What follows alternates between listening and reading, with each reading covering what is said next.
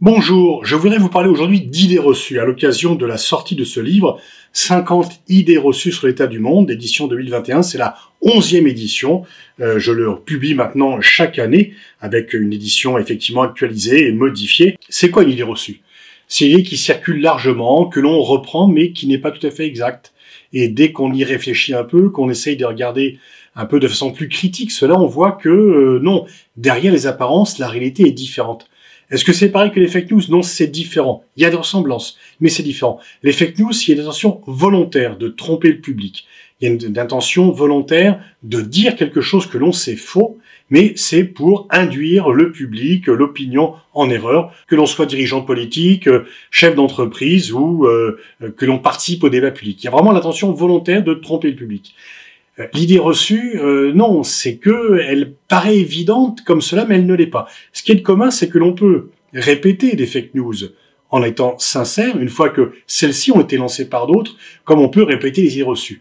L'antidote commun aux idées reçues comme aux fake news, c'est le débat public, c'est la contradiction, c'est l'esprit critique, c'est le fait d'attendre un peu et de ne pas être toujours dans une position schématique, le bien, le mal, nous les autres, et donc d'avoir un regard plus lucide, plus critique, et de penser un peu contre soi-même. Alors, il y a 50 idées reçues dans ce livre, par définition.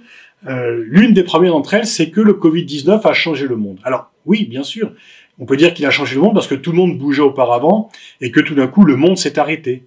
L'an dernier, en 2020, et que, aujourd'hui encore, une grande partie du monde est confinée. Mais au fur et à mesure, ne serait-ce parce que le vaccin va finalement arriver un jour ou l'autre, eh bien, le monde va reprendre un cours plus normal d'échange et que les frontières ne resteront pas hermétiques comme elles le sont aujourd'hui. Donc, il ne faut pas confondre un moment précis de l'histoire et un phénomène structurel qui dure longtemps. Première source d'erreur. Et puis, quand on voit finalement les grandes évolutions stratégiques, tout existait déjà avant la crise du Covid-19. La crise du multilatéralisme, elle a été renforcée par la crise du Covid-19, mais elle n'est pas née avec le Covid-19.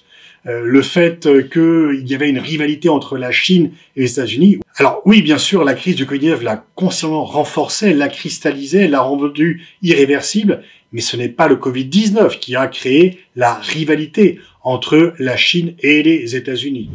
Le fait que le monde occidental se pense un peu supérieur aux autres et croyait être à l'abri alors qu'il a été touché, là aussi, la crise du Covid-19 est venue illustrer la fin du monopole de la puissance du monde occidental, mais il était déjà largement entamé. Donc on voit que c'est une idée reçue parce qu'on pense que ça a tout changé, alors qu'en fait, ça n'a fait que renforcer des tendances géostratégiques qui existaient auparavant. Voilà ce que sont les idées reçues, et on s'aperçoit finalement qu'en y réfléchissant un petit peu, qu'en prenant un peu le temps de la réflexion, eh bien, on peut dissiper les idées reçues.